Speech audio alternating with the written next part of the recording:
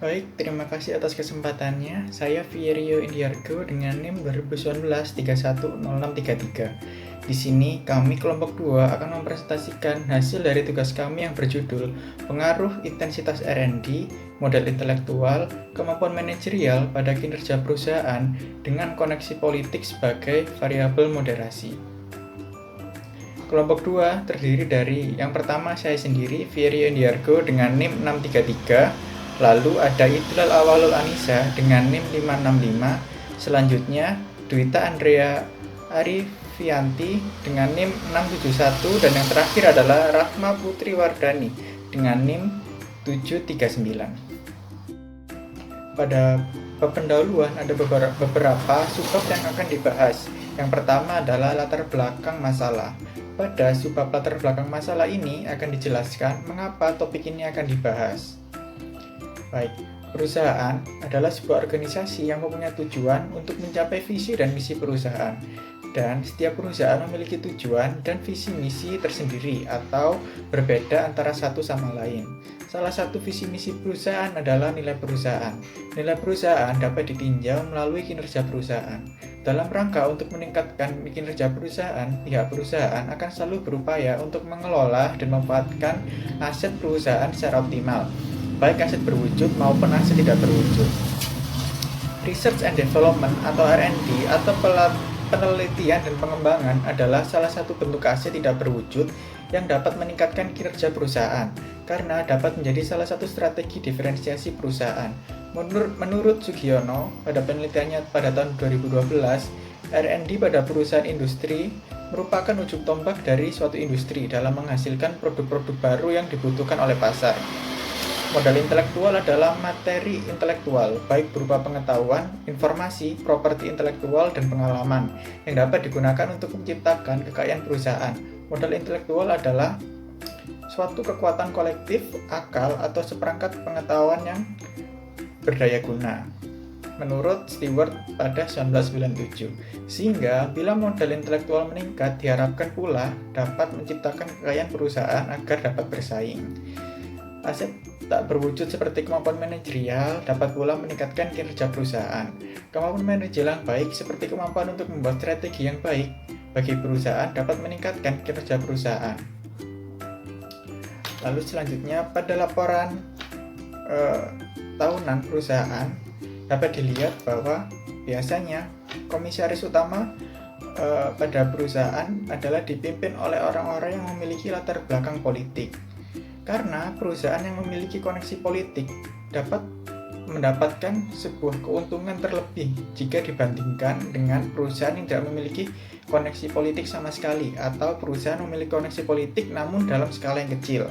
Salah satu contohnya adalah PT Semen Indonesia. Komisaris utamanya adalah Rudiantara. Rudiantara adalah Menteri Komunikasi dan Informatika Republik Indonesia pada Kabinet Kerja. Baik, selanjutnya adalah tujuan penelitian. Penelitian ini bertujuan untuk menguji kemampuan intensitas R&D, modal intelektual, dan kemampuan perusahaan apakah dapat mempengaruhi kinerja perusahaan dengan koneksi politik sebagai moderasinya.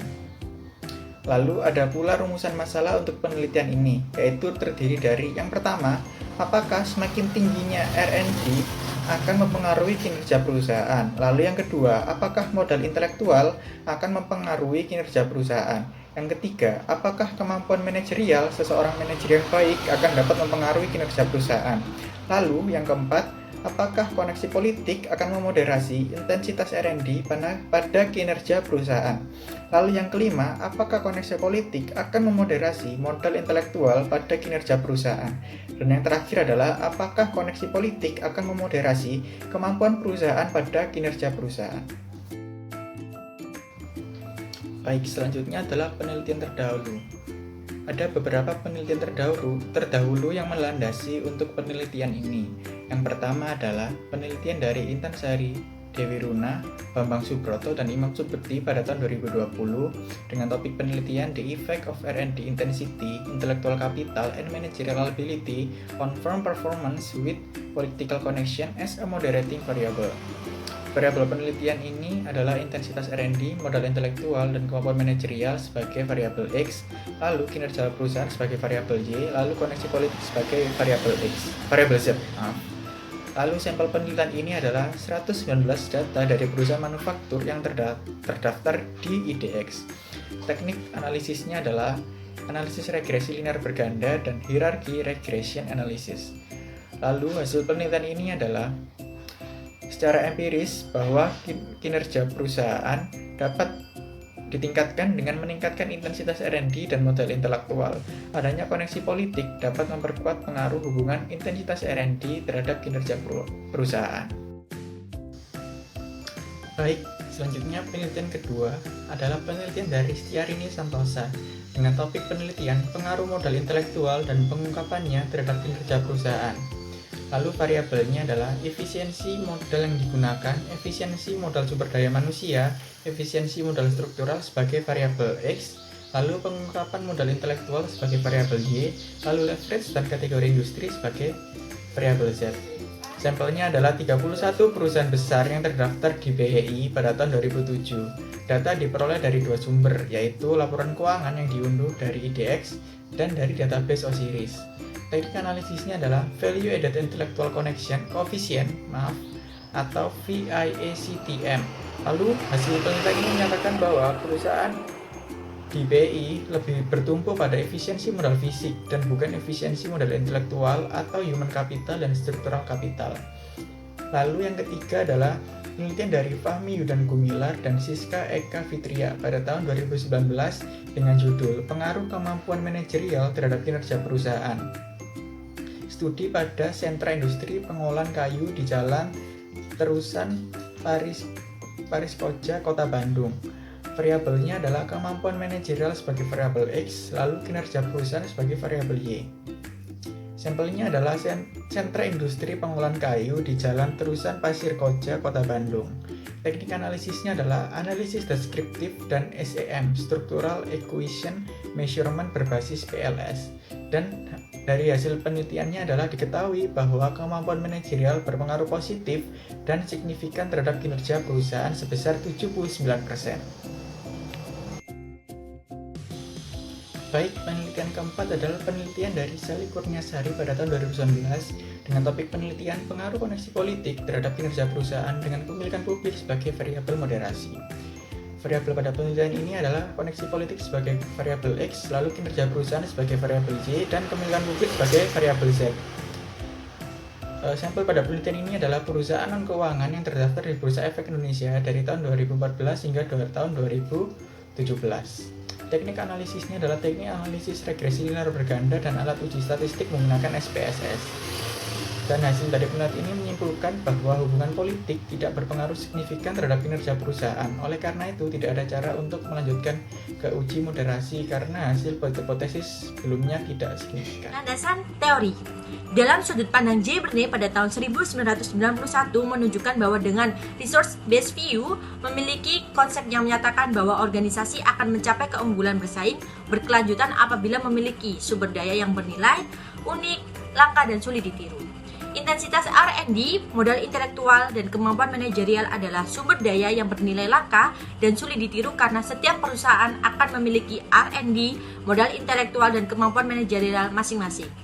Juga dijelaskan oleh Resource Dependence Theory yang menjelaskan bahwa salah satu cara perusahaan untuk mengurangi ketidakpastian lingkungan eksternal adalah dengan membangun koneksi politik.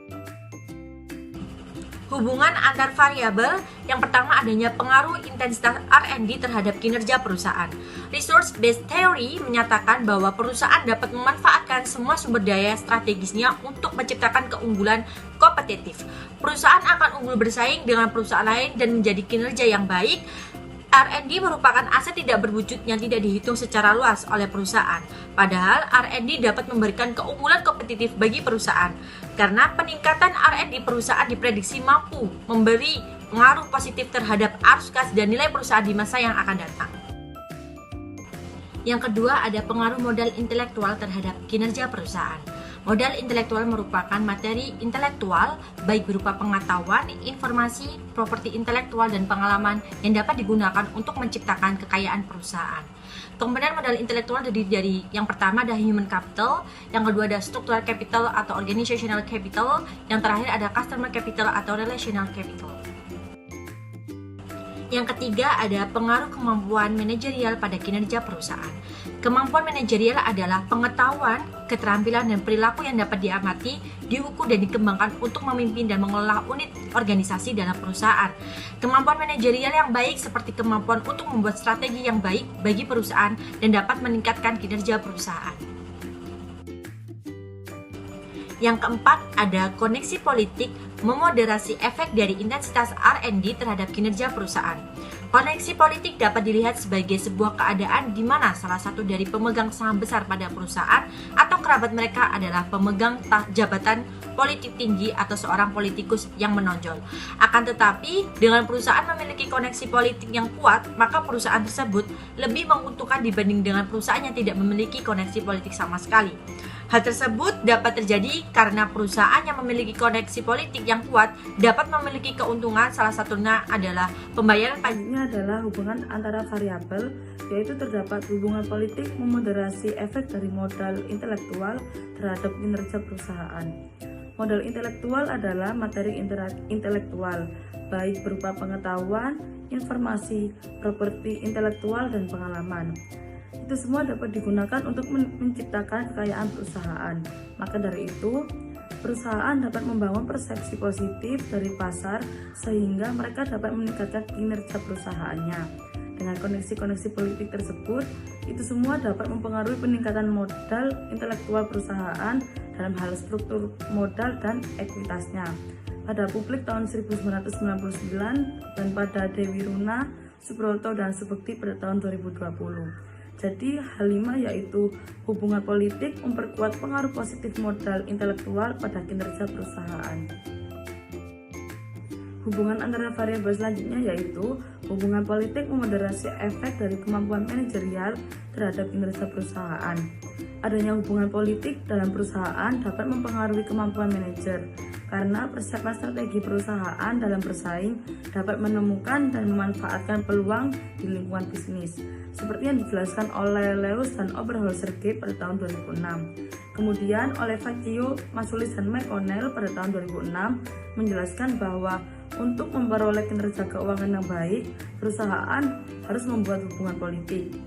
Jadi pada H6 ini dijelaskan bahwa hubungan politik memperkuat pengaruh positif kemampuan manajerial pada kinerja perusahaan. Selanjutnya adalah kerangka pemikiran. Berikut adalah gambar hubungan antara variabel yang akan diuji dan disajikan dalam gambar berikut.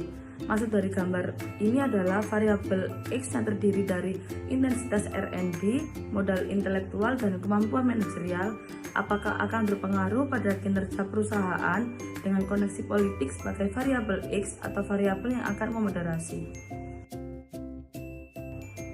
Selanjutnya adalah metode penelitian. Dalam metode penelitian ini terdapat rancangan penelitian yang terdiri dari 3. Yang pertama ada tujuan penelitian, yang kedua ada jenis dan sumber data, dan yang ketiga ada karakteristik masalah. Yang pertama adalah tujuan penelitian. Berdasarkan tujuan penelitiannya, peneliti ini menggunakan penelitian eksplanatoris. Yang kedua adalah jenis dan sumber data. Data yang digunakan pada penelitian ini adalah data kuantitatif yang bersifat sekunder atau tanpa survei.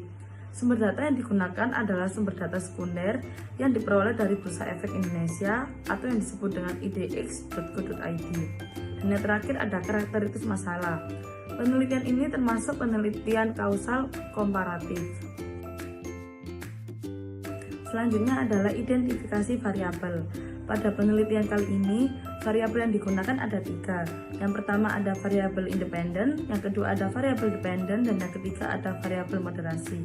Variabel independen yaitu terdapat X1, X2, dan X3. X1 yaitu intensitas R&D, X2 yaitu modal intelektual, dan X3 yaitu kemampuan manajerial. Untuk yang kedua ada variabel dependen. Variabel dependen disebut dengan Y, yaitu kinerja perusahaan. Dan yang terakhir ada variabel moderasi yang disebut dengan X, dengan Z, yaitu koneksi politik. Kemudian ada definisi operasional dan pengukuran variabel. Yang pertama ada variabel dependen. Pada penelitian ini, penelitian mereplika hubungan antara variabel yang digunakan melalui penelitian terdahulu. Baik, sekian presentasi dari saya. Terima kasih. Selanjutnya akan dijelaskan oleh rekan saya. Baik, selanjutnya adalah variabel independen. Pada penelitian ini, peneliti terdahulu menguji kinerja perusahaan dengan dipengaruhi intensitas R&D, modal intelektual, dan kemampuan manajerial. Intensitas R&D dapat dihitung dengan membagi antara biaya R&D dengan total aset perusahaan. Menurut Pulik 1998, pada sumber Dewi Runa Subroto dan Subekti 2020, pengukuran model intelektual dapat menggunakan VAIC. VAIC atau Value Added Intellectual Coefficient adalah suatu indikator intellectual capital yang menitik beratkan pada efisiensi total perusahaan.